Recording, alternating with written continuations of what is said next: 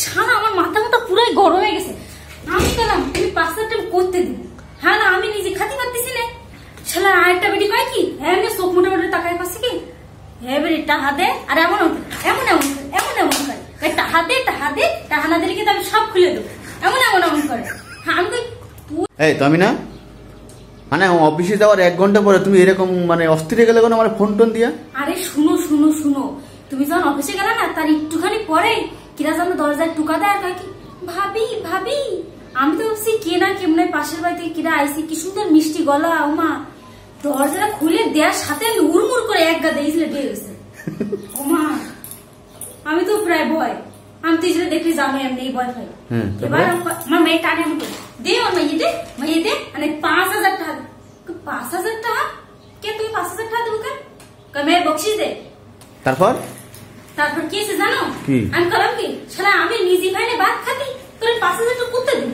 দৌড়ে গেলাম রান্নাঘর ভাতের পাতে দেখালাম এই দেখ আমার ভাতের পাতে মানে কেমনে গেলা হ্যাঁ কেমনে গেছো যাই দেখাও।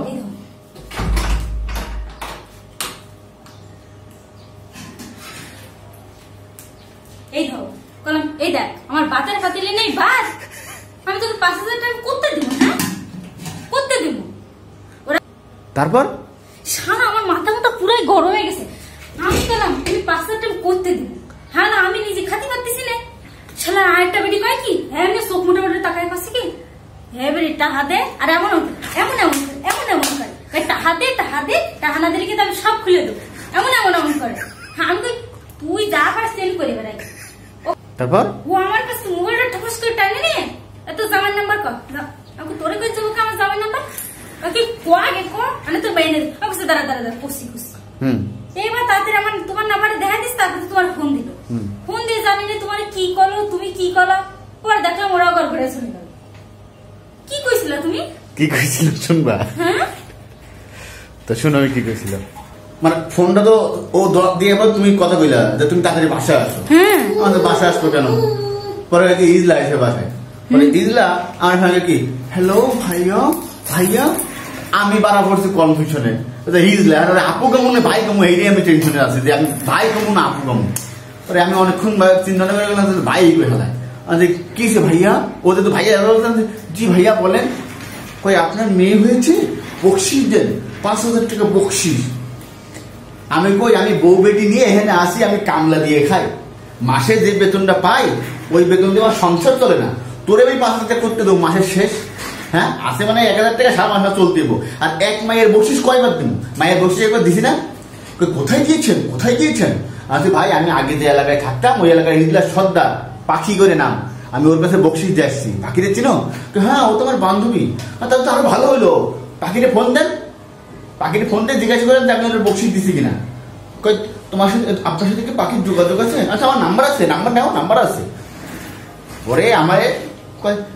না আপনার বউ তো বললো যে তার নাকি ছেলেকে বকশিস দেই নাই। ঠিক আছে ভাইয়া আপনি বোঝাই বলছেন তাহলে আমরা চলে যাচ্ছি শুষ্ক চলে যাচ্ছিল পরে আবার ফোন দিছি ভাইয়া আমরা চলে যাচ্ছি তো আমাকে আর ফোন দিয়ে না ডিস্টার্ব করেন না পরে চলে গেলাম। দাঁড়াও পাখির নাম্বার এখনো আছে তোমার কাছে পাখির নামও মনে আছে ওই ইজলার নাম্বার তোমার কাছে কেন হ্যাঁ চক্কর বক্কর আছে নাকি কোনো ফালতু কথা হয় না ও আসছে আমাদের যে বাসায় থাকতাম তুমি তো সবসময় 5 তলার উপরে থাকতা হ্যাঁ রাত বিরাত আমি বাসায় যেতাম 12টা 1টা বাজে তখন পাখি আছে নিচে থাকতো পাখি ওর নাম্বারটা রাখছিলাম মনে হয় রাত্রিবেলা করে যত রাত ওকে ফোন দিতাম পাখি আপু ও টুপুস কেসে দরজা খুলে দিত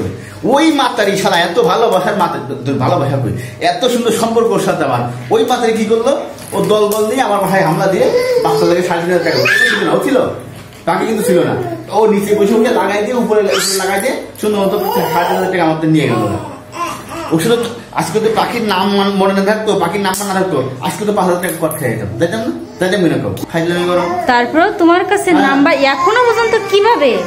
হ্যাঁ নিশ্চয়ই কিছু আছে নাম্বারটা মনে নাই না